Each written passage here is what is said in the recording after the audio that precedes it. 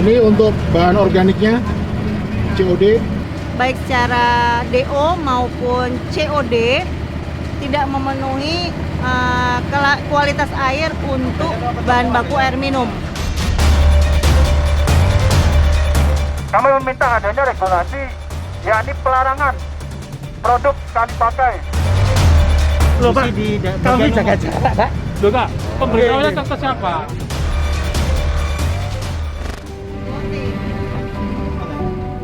Ini sebuah perjalanan menyusuri 3 sungai utama di Pulau Jawa. Dimulai dari timur, di mana 1,5 juta popok bekas dibuang setiap hari dan mempertaruhkan kesehatan 19 juta orang. Tempat ratusan industri dan jutaan rumah tangga membuang limbahnya. Perjalanan ini merekam ekonomi rakyat yang tak punya pilihan. Juga konflik klasik yang terjadi antara industri dan warga karena absennya negara.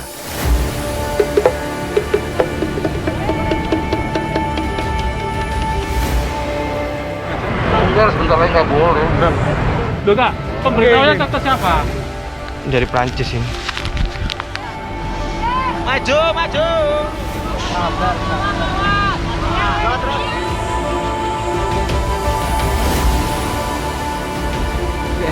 TGS-nya jadi lebih bagus dari Aqua.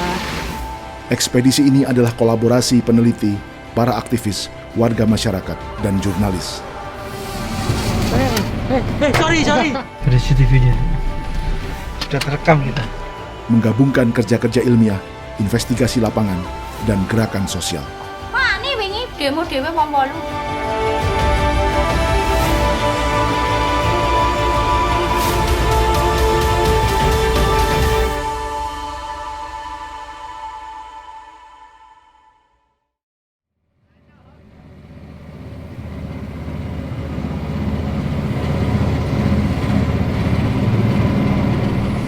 Aman ya? Sorry. Waduh. Dari hulu Sungai Brantas di Malang, Jawa Timur, kami melanjutkan perjalanan ke sisi tengah dan hilir, serta kembali ke Gresik dan Surabaya. Tapi sebelumnya, kami singgah di saluran limbah pabrik kertas PT Adi Prima Suraprinta untuk mengambil alat yang kami tempatkan sebelumnya. Pukul 8 tadi pagi dan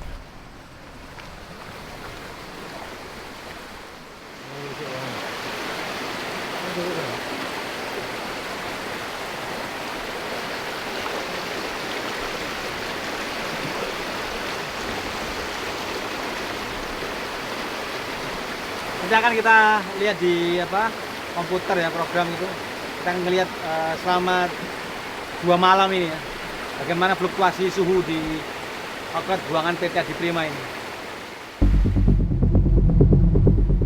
Alat ini akan memberitahu jika ada suhu air yang tiba-tiba melonjak atau panas, maka patut diduga di jam-jam tersebutlah perusahaan membuang limbahnya. Dan limbah yang bersuhu panas di luar rata-rata adalah dugaan bahwa limbah tersebut tidak diolah dengan benar. Dan tim peneliti Ekotun sering mendapati kenaikan suhu terjadi di malam hari. Seperti ini kita pulang dulu ya ceritanya. Ya, kita sudah menuntaskan di hulu di Malang tadi ya, sudah deklarasikan stop makan plastik hari ini, perjalanan ketiga. Dan sekarang kita balik dulu ke Prengenanom ke Ekotun untuk meng-charge energi dan informasi terbaru. Lalu kita akan lanjutkan perjalanan ke Bengawan Solo dan Citarum, Jawa Ya, Barat. kemudian kita akan lanjutkan perjalanan menuju ke sungai kedua, sungai terpanjang di Pulau Jawa, Bengawan Solo, kemudian lanjut ke Citarum. Ya. Tapi sebelumnya kita harus ke Bali dulu kayaknya nih ya. Kita harus kembali dulu. Ke Bali. Oh, harus ke Bali dulu Iya, ya. kita ke Bali untuk Kita harus ke rilis Bali untuk rilis film Mas Pulau Vicky, ya. Plastik. Oh, itu. Bintang film harus hadir ketika rilis filmnya. Protagonis itu.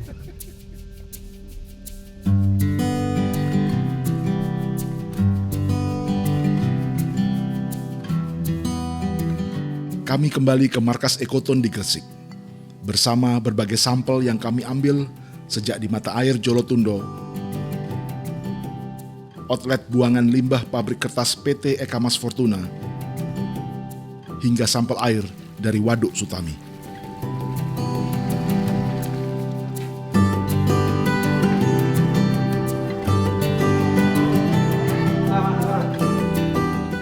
Semua akan diperiksa kandungan mikroplastiknya oleh para peneliti di laboratorium.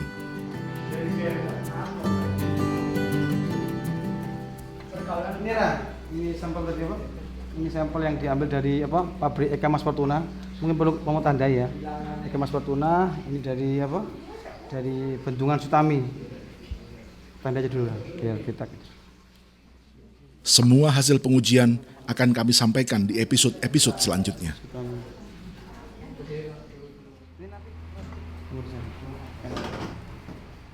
Ekoton adalah sebuah lembaga penelitian yang sibuk. Pada dasarnya, mereka adalah lembaga swadaya masyarakat atau LSM. Habis itu kita pakai PS4.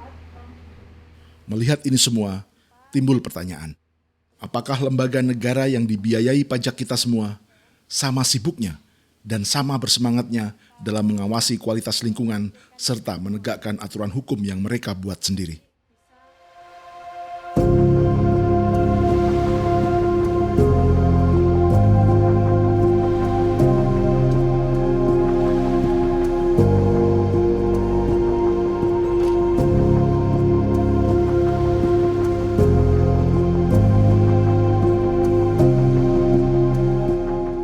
Sembari menunggu analisis tim laboratorium, kami melanjutkan ekspedisi untuk meneliti kondisi ikan-ikan di Sungai Brantas.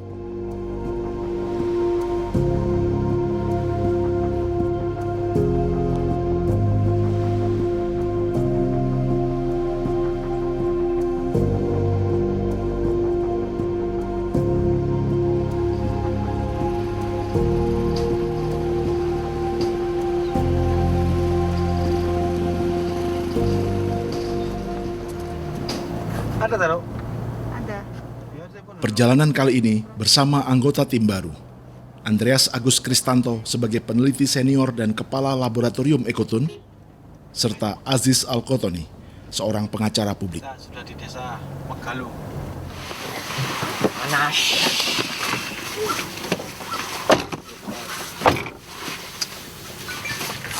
Sepatu. Tujuan kami adalah Desa Turi Pinggir, Kecamatan Megaluh, Kabupaten Jombang, Jawa Timur.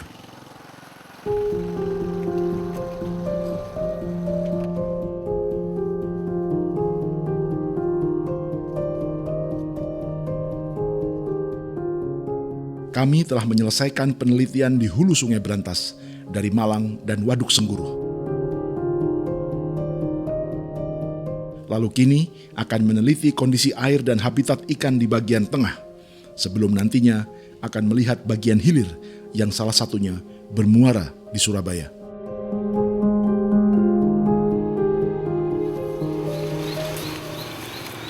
Mantap yang samsat nih. Nggih. Tambah segrek. Lah nggih. Halo Mas. Nggih. Mas, tambah mekar awake. Sembari menunggu nelayan lain, Daru, Andreas, dan Aziz mulai mengambil sampel air di anak Sungai Brantas untuk diteliti. Coba aja satu. Buka. Hasilnya tadi itu DO-nya 3,3 mg per liter. Nggak terlalu bagus sih ya, karena standarnya untuk air kelas 2 itu minimal 4. Kemarin kita nyoba ngukur di Tambak Wedi di hilir dekat Selat Madura, itu juga DO-nya masih 4,2 gitu ya. Jadi untuk DO-nya di sini ternyata sudah tidak memenuhi baku mutu kualitas air sungai kelas 2. Ini memang salurannya ini anak sungai, jadi dia menampung limbah domestik dari rumah-rumah yang ada di sekitar area sini. Nanti kita coba ngukur lagi di sungai utamanya Kali Brantas yang besar itu berapa. Nanti kita bandingkan lagi.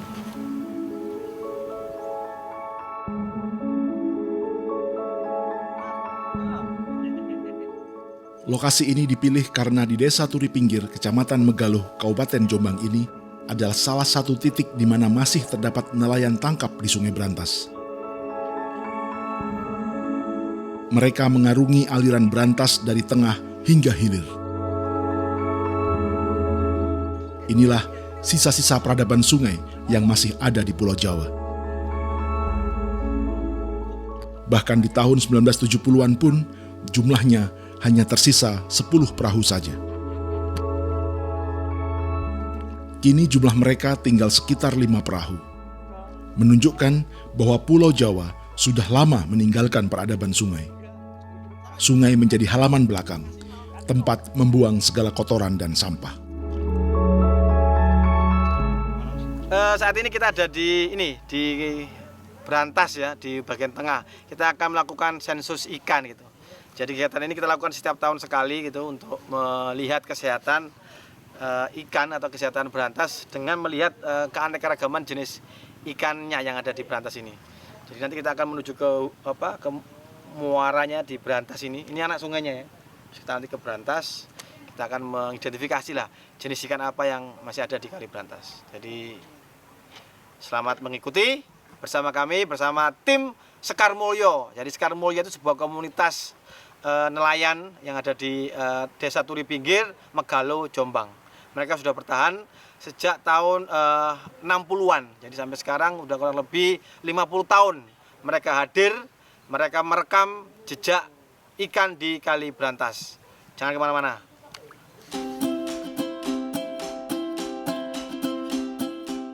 Dari anak sungai, kini kami bergabung di aliran utama Sungai Brantas. Mereka telah mengembangkan teknik penangkapan ikan dalam formasi tertentu yang mengandalkan kerjasama tim.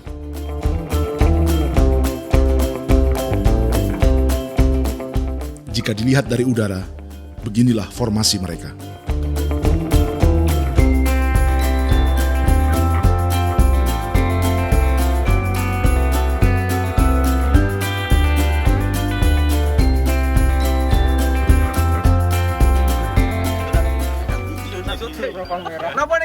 Papar. Namun, mereka harus melepas ikan jenis belida Jawa ini, yang merupakan ikan yang dilindungi. Nama latinnya Notopterus notopterus.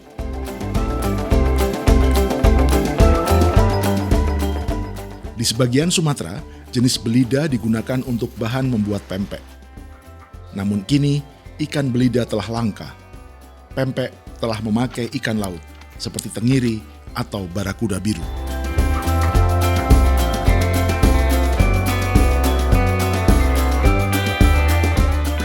Sementara nelayan mencari ikan, Aziz mulai mengambil sampel air untuk diteliti kandungan mikroplastiknya.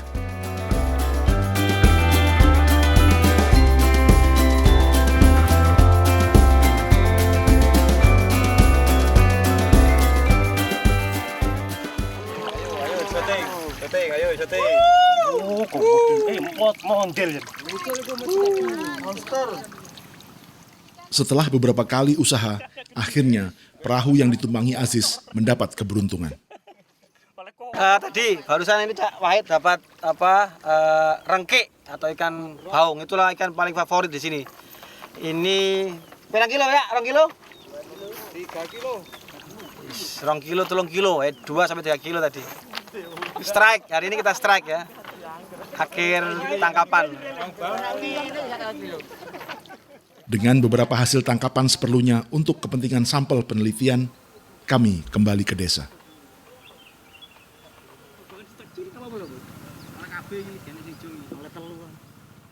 Hari ini kita menemukan 6 spesies ikan di Kali Brantas segmen tengah ini.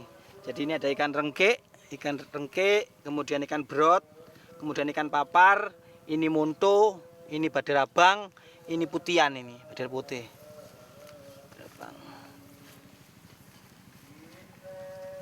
Spesies yang ada di ini. Ya, ini yang memang ini adalah salah satu ikan khas Brantas ya.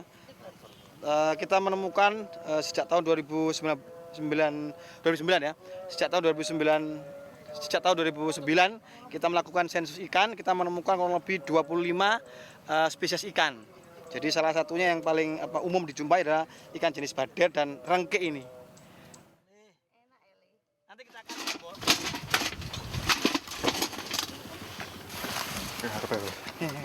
Kini saatnya Andreas Agus Kristanto yang bekerja. Peneliti senior dan kepala laboratorium ekoton ini akan membedah perut ikan dan meneliti kandungan mikroplastik di dalamnya.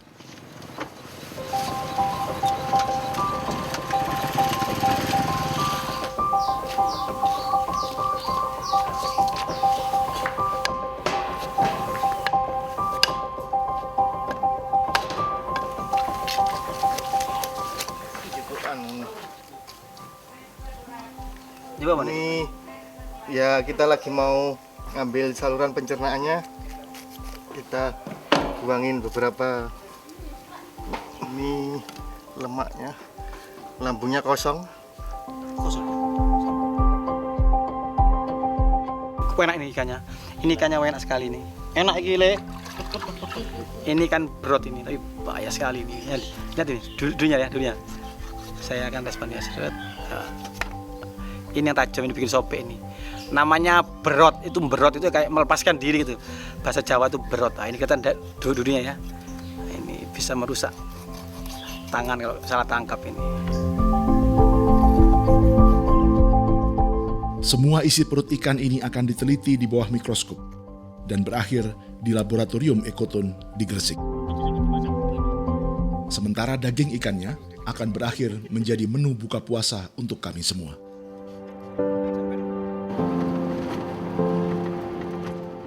Sebelum pulang ke laboratorium di Gresik, kami kembali singgah di sekitar Hulu Brantas di Jolotundo, Mojokerto.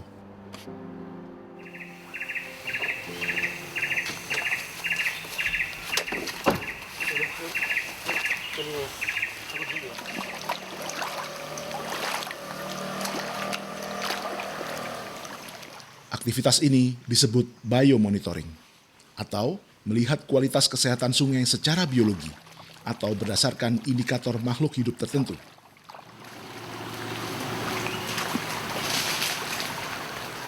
Semakin beragam binatang airnya, semakin baik pula kualitas air sungainya. Sekarang kita sedang menunjukkan cara pemantauan kualitas air sungai dengan indikator biota yang hidup di dasar sungai. Ya, jadi kita menggunakan indikator hewan makroinvertebrata. Nah, ini panduannya. Jadi kami membuat panduan ini sejak tahun 2011 ya. Di sini kita membuat daftar dan pengelompokan hewan-hewan dasar sungai yang kemungkinan bisa kita temukan di sungai kita. Nah, jadi ada 4 kelompok, yaitu kelompok yang warna biru itu untuk jenis biota yang sangat sensitif terhadap pencemaran. Jadi yang biru ini kita akan temukan di air yang sangat bersih. Yang biru. Jadi ada ini biru. Nah, kemudian ada yang kelompok kedua warna hijau. Warna hijau ini yang tercemar ringan gitu ya. Lalu ada yang merah, tercemar sedang, dan yang warna abu-abu ini tercemar berat. Nah, jadi untuk tercemar berat biasanya sungai itu kita hanya menemukan jenis cacing. Nah, sebagian beberapa jenis yang merah juga bisa bertahan di sungai yang tercemar, misalnya jenis siput seperti ini ya, itu juga dia tahan pencemaran. Tapi untuk jenis serangga-serangga air seperti yang warna biru dan hijau, ini kita cuma bisa temukan kalau sungai kita bersih dan sehat. Jadi banyak tanamannya, bantaran sungainya belum jadi tempat pembuangan sampah, belum banyak rumah. Jadi serangga-serangga ini makanannya tuh daun-daunan. Jadi kalau di sungai kita sudah dibeton, tidak ada pepohonan, maka tidak ada sumber makanan untuk hewan ini. Ya, tentunya mereka akan punah. Gitu. Jadi caranya tadi itu kita menjaring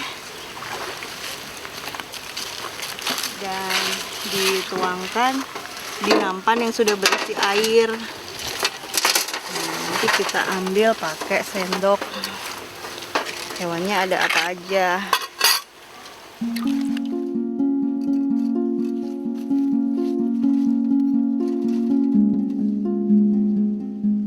Tabel panduan serangga dan binatang air sebagai indikator kesehatan sungai ini dikembangkan sendiri oleh Daru Setiorini dan tim Ekoton setelah 10 tahun meneliti sungai-sungai di Jawa Timur. Mereka menyebutnya biotilik atau akronim dari biota tidak bertulang belakang indikator kualitas air. Metode biotilik lalu digunakan oleh ilmuwan dan lembaga-lembaga penelitian lain termasuk kampus.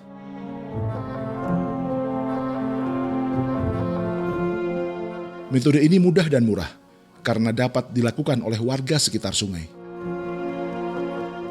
Inilah perwujudan ilmu pengetahuan yang inklusif atau terbuka bagi siapa saja. Tiap hewan itu dia punya skor sendiri.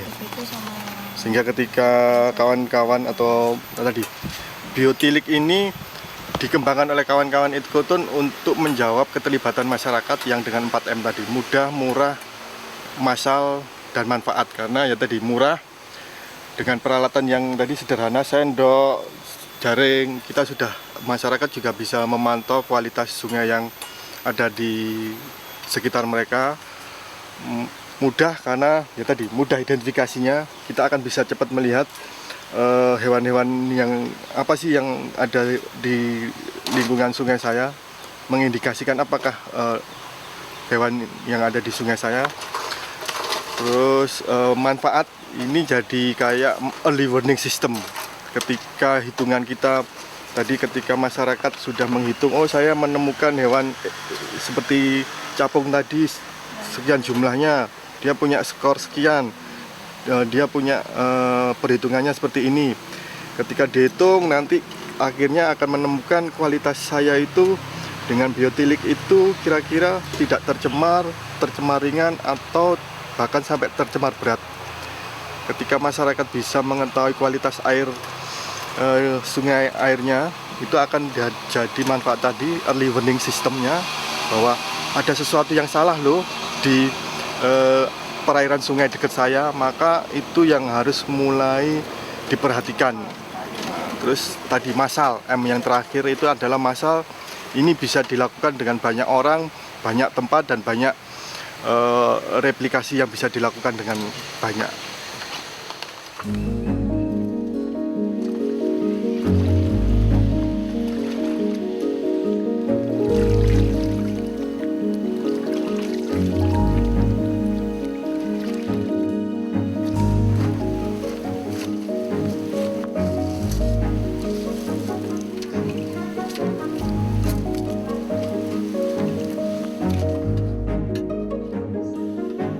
Secara ringkas, hasil biotilik di kawasan ini tidak terlalu banyak ditemukan serangga.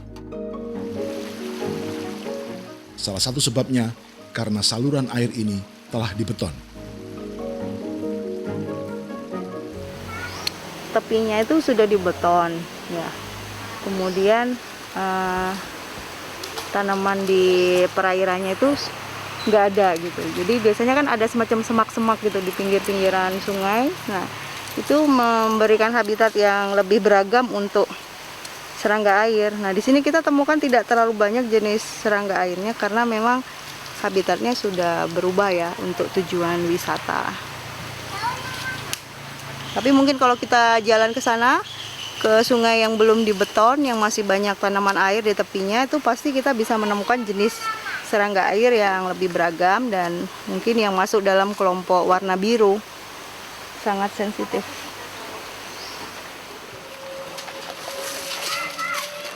"20 tahun meneliti sungai, 10 tahun merumuskan indikator kesehatan sungai lewat serangga dan binatang air adalah sumbangan penting bagi ilmu pengetahuan, lingkungan, dan kemanusiaan.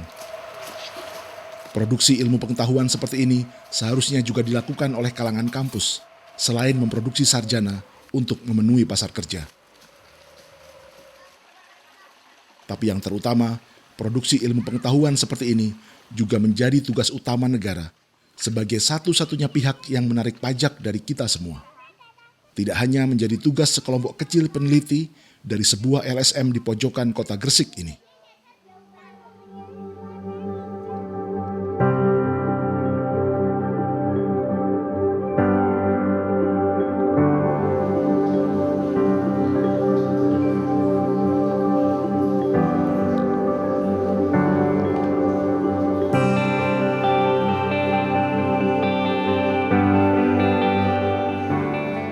Sementara Andreas meneliti isi perut ikan Sungai Berantas, juru masak kami di base camp mengolah dagingnya untuk dimakan bersama.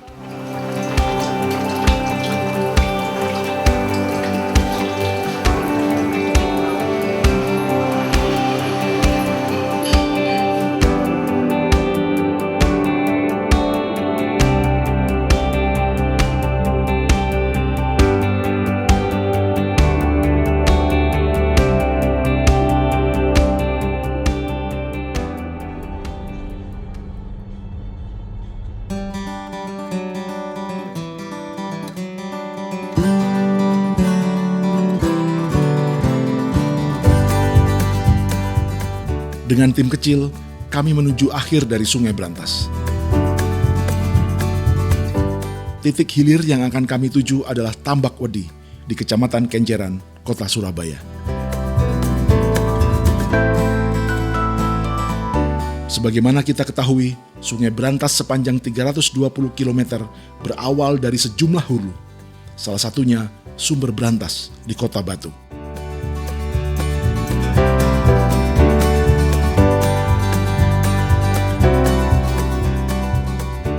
Sungai utama di Jawa Timur ini lalu mengarungi beberapa kabupaten, hingga akhirnya aliran utamanya bercabang 2 di Mojokerto. Satu aliran disebut Kali Porong karena menuju ke Porong dan bermuara di pesisir Sidoarjo. Sedangkan aliran yang lain menuju ke Gresik, Sidoarjo, dan Kota Surabaya. Aliran ini disebut Kali Surabaya. Sampai di Surabaya, aliran Berantas yang telah menjadi Kali Surabaya ini kembali bercabang menjadi 2. Yang satu menjadi Kali Wonokromo yang bermuara di Wonorejo, dan yang lain disebut Kali Mas yang bermuara di Tambak Wedi, Kecamatan Kenjeran.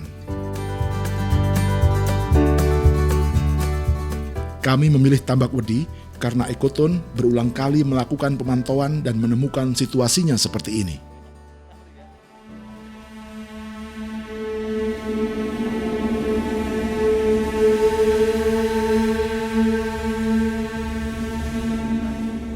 Ini jelas bukan musim salju di Jawa Timur.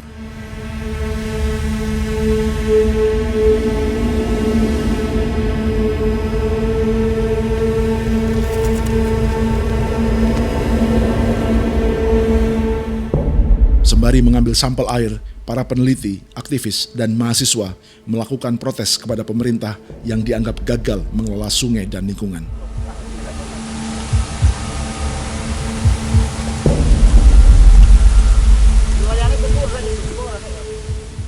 Busa-busa ini akibat akumulasi dari limbah rumah tangga dan industri dari semua proses pencucian menggunakan deterjen. Ini akibat banyak permukiman hingga komplek-komplek industri tidak memiliki instalasi pengolahan limbah atau IPAL komunal. Atau jika ada IPAL komunal, tapi daya tampung dan prosesnya melebihi kapasitasnya. Pembangunan infrastruktur tampaknya hanya berorientasi pada jalan, bandara, kereta cepat, dan proyek-proyek besar lainnya seperti ibu kota negara yang berorientasi modal besar. Infrastruktur untuk lingkungan dianggap tidak menarik sebagai bahan kampanye politik atau bisnis.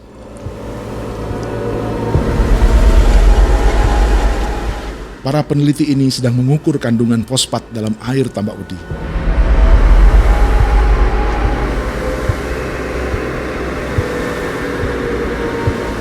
Kandungan fosfat di angka 40 ppm artinya sangat tinggi.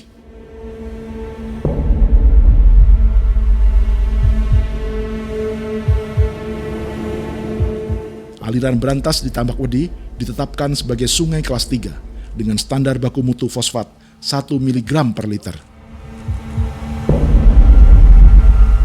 Itu artinya tingkat pencemaran Tambak Wedi saat itu 40 kali lipat dari aturan yang ditetapkan pemerintah sendiri lewat peraturan tentang pengelolaan kualitas air dan pengendalian pencemaran air tahun 2001. Kandungan fosfat dalam limbah deterjen menyebabkan penyuburan perairan yang berdampak pada memburuknya kadar oksigen dalam air. Karena kadar oksigen rendah, makhluk hidup atau biota air yang ada di sungai seperti ini dapat musnah. Tak hanya fosfat, berbagai indikator seperti nitrat dan senyawa lain juga digunakan, dan semua hasilnya menunjukkan bahwa Sungai Brantas sedang sekarat.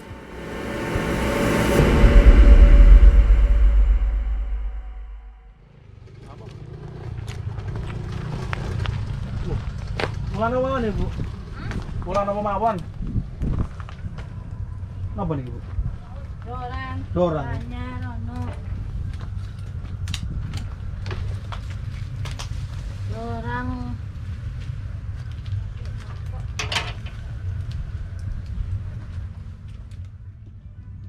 Jika tujuan bernegara hendak mensejahterakan masyarakat, maka mengabaikan pembangunan lingkungan sebenarnya justru menghancurkan ekonomi masyarakat itu sendiri. Anyar.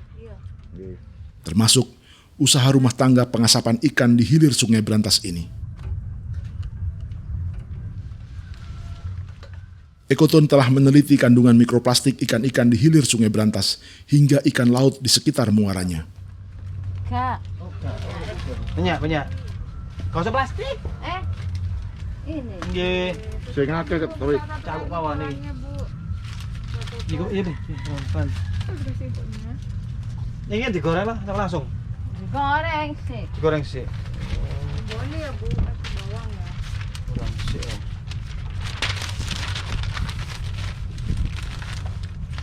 Rp50.000 untuk nanti kita berbuka puasa.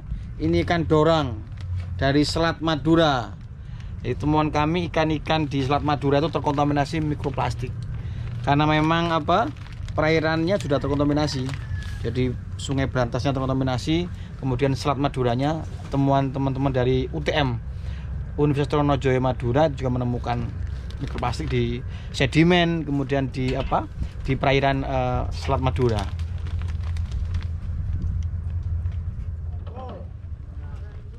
Seperti biasa, setiap ada kesempatan, kami selalu menyempatkan memantau dan meneliti kondisi air. Duh, ada ikan yang dibuang mati. Kenapa ikannya dibuang, Pak? Buat apa itu, Bu? Gak laku ya, Pak, ginian? Hah? Apa penelitian air? Penelitian air, Pak. Buat apa, Bu? Ya buat dilihat deterjennya. Gimana? Busa-busa yang kemarin loh, Pak. Oh, nggak masalah itu, Bu. Gak masalah ya, Pak ya? Tuh. Pak, itu kan lobster ya, Pak ya? Kok dibuang, Pak? Mati, Bu. Oh, kasihan. Kan mahal itu lobster. Beracun, Bu. Hah? Nggak beracun busanya. Oh, busanya gak beracun? Enggak, kalau bilang orang itu beracun, orang gila orang itu. Oh, gitu, Pak.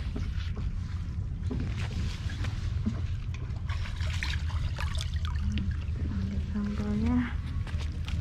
Aduh, bau amis. Gatal.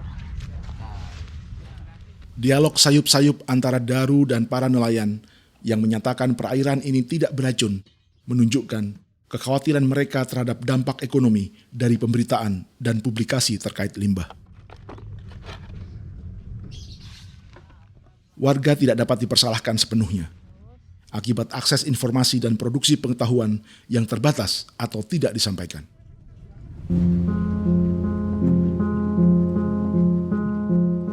Apalagi temuan para peneliti dan aktivis di Tambak Wedi menjadi berita di media massa. Para nelayan dan pengolah ikan di sekitar lokasi ini jelas menganggap informasi ini merugikan ekonomi mereka. Tapi siapa yang sebenarnya menghancurkan ekonomi warga? Peneliti, LSM, dan media yang memberitakan pencemaran lingkungan, atau justru pemerintah dan negara yang gagal mengelola lingkungan?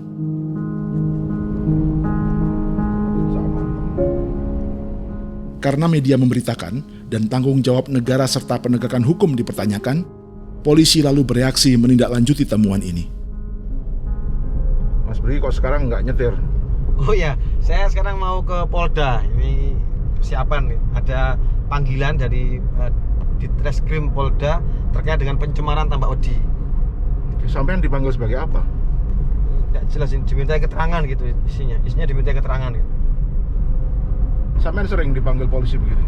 Ya, beberapa kali kita sering mengangkat kasus pencemaran di Kali Surabaya, Kali Berantas, 5B3 itu dipanggil polisi, kemudian dipanggil penyidik di KLHK, terus saya harus ke Jakarta gitu ya dengan biaya pribadi gitu ya. Itu biaya pribadi? Iya, bukan dia yang manggil. Bukan, ini kita harus ya sebagai orang yang saya senang aja ini senang karena ini direspon pemerintah gitu. Iya, tapi terlepas sampean senang, bukankah ini harusnya tugas negara juga?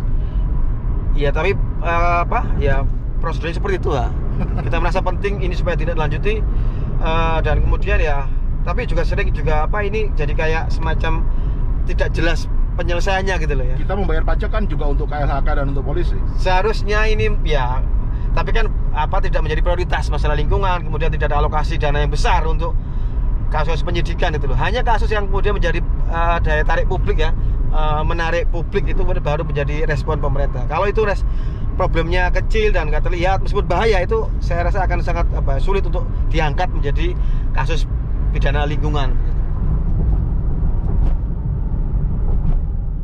Saya mengantarkan Prigi hingga ke markas Polda Jawa Timur dan menunggunya selama 2 jam ke depan.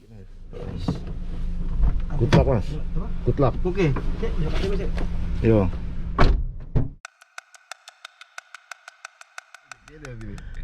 Gimana, Mas? Lama pun aku pikir sampai langsung ditangkap. Waduh, enggak. Jadi diminta keterangan terkait pencemaran, penyebabnya apa, terus teknis lah. Kemudian juga ditanyakan apa solusinya gitu. Oke, jadi benar-benar kasus tambak wedi. Ya, ini tambak wedi, khusus tambak wedi. Memang ini mereka sudah mengetahui ini sudah bertahun-tahun gitu loh. Dan ini memang juga ingin ada upaya istilahnya itu penegakan hukum, perlu didorong untuk apa bagian pelanggaran hukumnya tadi. Jadi ini ada abainya pemerintah, tidak melakukan pengawasan, tidak melakukan pengelolaan limbah domestik gitu. Polisi mau nangkap pemerintah? Kalau mereka mau bisa jadi. Polisi nangkap dinas LH gitu, atau Kapolri nangkap Menteri Lingkungan Hidup ya. Sekalian presiden gitu. Karena abai terhadap pengelolaan lingkungan sehingga menyebabkan busa atau sungai ditutup salju gitu ya, bisa jadi sih. Tapi saya tidak tahu arahnya kemana, tapi inilah saya sudah memberikan keterangan, saya memberikan apa yang saya sudah tahu, dan saya juga mendorong tadi beberapa usulan-usulan terkait dengan upaya penyelesaian kasus atau fenomena air salju di tambak wedi gitu. Tapi kan bukan urusan polisi solusi itu ya. Polisi kan tidak ngurusi solusi sebenarnya. Iya, artinya kan saya sudah menyuarakan apa yang saya tahu tuh. Saya memberikan keterangan yang sebenarnya yang saya tahu dan yang kemudian apa yang harus ya saya minta untuk lakukan kepada pemerintah gitu.